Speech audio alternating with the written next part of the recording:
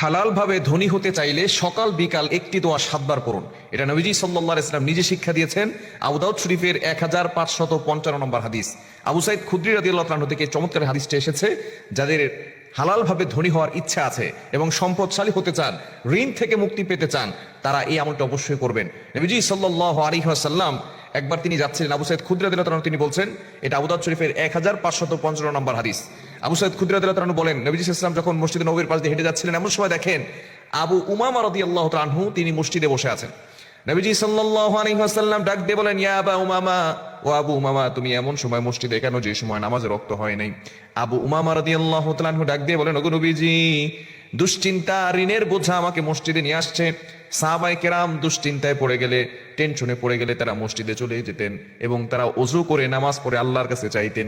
সাহাবায়ে কেরাম সব সময় আমাদেরকে যে মেসেজগুলো দিয়েছেন যে কোনো বিপদে পড়ে গেলে আল্লাহর কাছে সাহায্য চাইতে হবে। আল্লাহ তাআলা নিজে বলে দিয়েছেন 2 নম্বর পারা 2 নম্বর পৃষ্ঠার 10-11 নম্বর লাইনগুলোতে, সূরা বাকারার 152 নম্বর আয়াতে আল্লাহ তাআলা জানিয়ে দিয়েছেন, ইয়া আইয়ুহাল্লাযীনা আমানু ইসতাঈনু বিস-সাবরি ওয়াস-সালাহ। সূরা বাকারার 153 নম্বর আয়াত, হে ঈমানদারগণ, তোমরা ধৈর্য এবং সালাতের মাধ্যমে আল্লাহর কাছে সাহায্য চাও। সাহাবায়ে কেরাম বিপদে পড়লে আল্লাহর কাছে সাহায্য চাইতেন।